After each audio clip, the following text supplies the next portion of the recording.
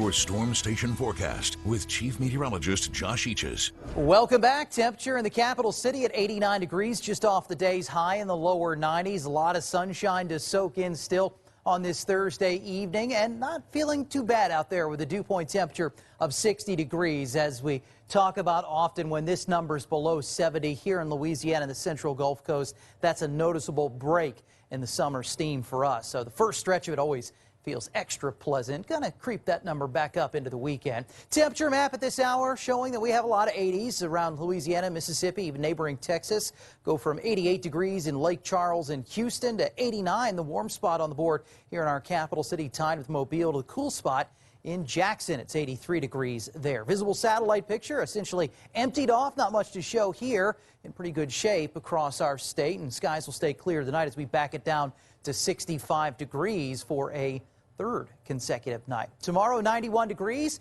We'll trend a little bit warmer as we get into the afternoon hours, keeping those winds out of the east. Football forecast for the upcoming weekend showing those numbers in the 80s as you would expect for the middle of the day.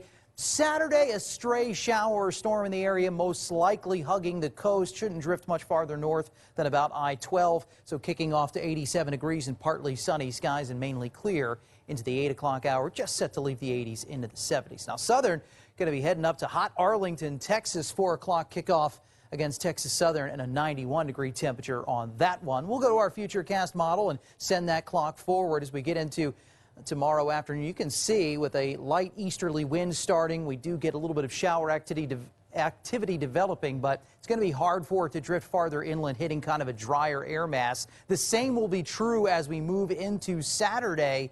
Anything that can start those coastal sections has a tough time advancing beyond I-10 or I-12 during the second half of the day, and then we move into the weekend.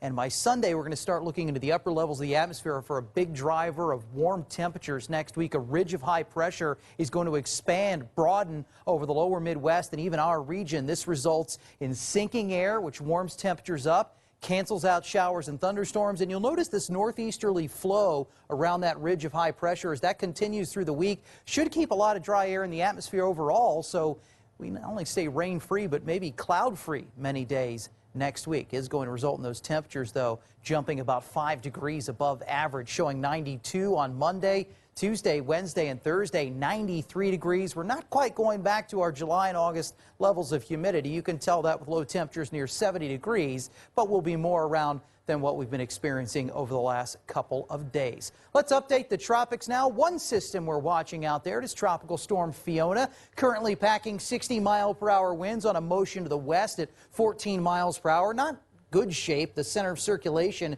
is well off to the west of where all the showers and storms are. Keeping an eye on this one in the Virgin Islands, the Leeward Islands, Puerto Rico, and Hispaniola. The National Hurricane Center forecast in lockstep with the forecast models, expecting this to make a turn to the north and toward the Bahamas, maybe approaching hurricane status next week. Does not look like a threat here.